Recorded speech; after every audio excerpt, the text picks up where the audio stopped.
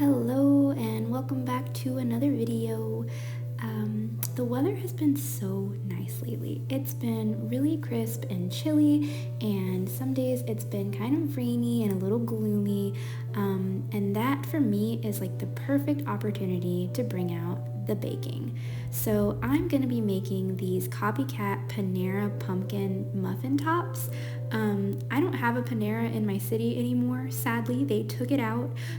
So I have been missing these pumpkin muffin tops. They're so good. They're just really soft and delicious and full of pumpkin flavor. So that's what I'm gonna be making here today. And I'll go ahead and link the recipe for you guys in the description.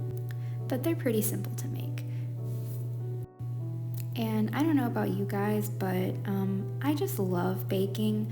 I hate the cleanup afterwards, but it's so relaxing to me and it's one of my favorite hobbies. I love being able to make something that people can enjoy, and it just gives me like a lot of satisfaction for people to be like, this is really good. I get a lot of compliments for my baking and cooking, and it definitely has given me an inflated sense of self-worth. But you know, I don't think there's anything wrong with being confident in your cooking or baking. And so I just do it as often as I can, and I'd love to include some of my creations on here with these sort of like bake something with me and draw something with me type videos.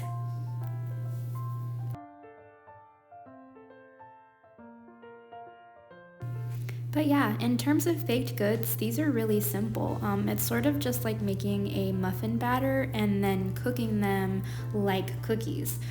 So you don't have the bottom part of the muffin, the worst part. You have the muffin top, which is the best part.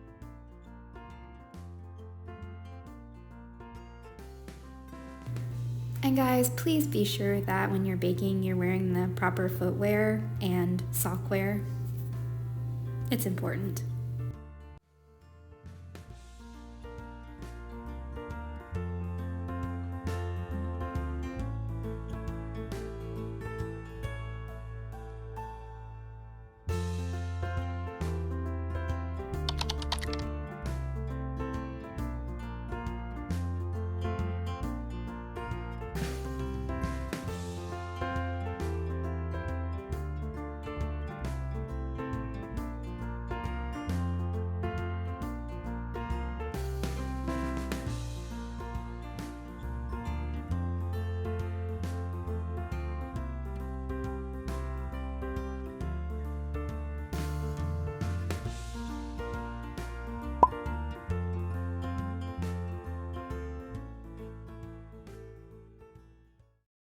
So if you know me personally, you'll know that I'm a little bit coffee obsessed.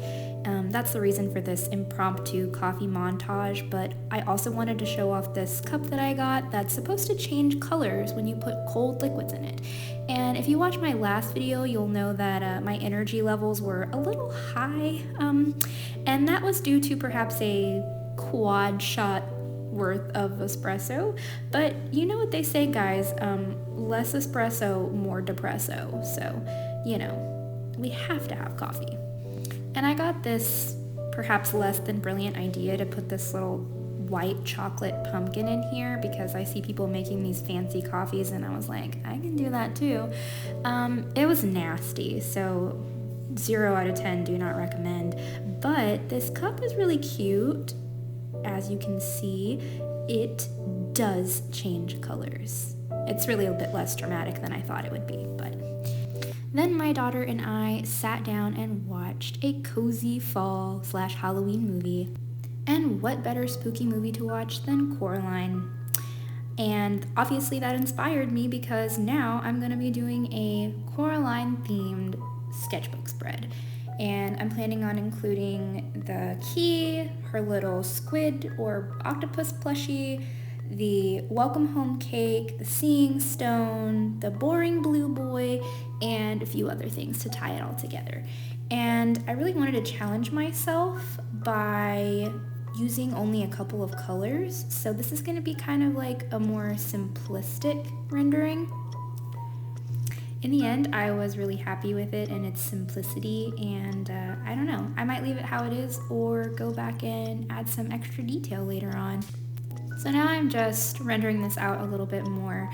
Typically whenever I do sketches, I like to start with a really basic just layout, and I'll get everything placed where I want it in very sparse detail, and then I'll go in a second time, add a little bit more detail, and then eventually I'll get to the line art, or in this case the Coraline art. So yeah, I think I initially was just going to do my line art colored because I've been trying out a dark purple line art and I kind of like the way that it looks. So here I am just lifting up some of the extra graphite with the kneaded eraser and going in with the first layer of colored line art.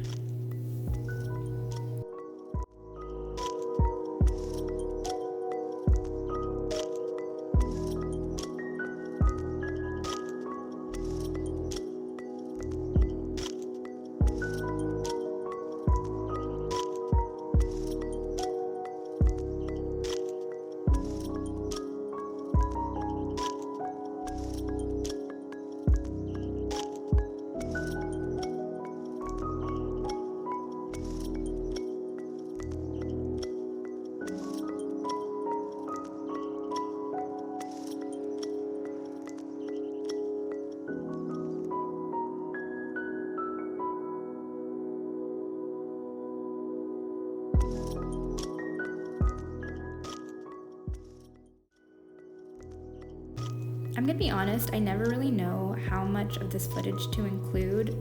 Generally, I'm breaking this down from like over an hour's worth of footage.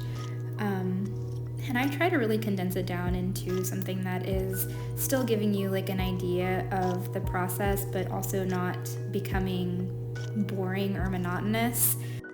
So this welcome home cake was probably my favorite thing to draw out of everything. And I just love all the little details. I would never be so ambitious as to try and make this cake, but it was really cool going back and just like seeing all the little details and things that you miss when you watch a movie. Like when you're going in and looking at these things and drawing them, you're like, wow, there's so much more detail in that than I ever noticed when I was just watching it.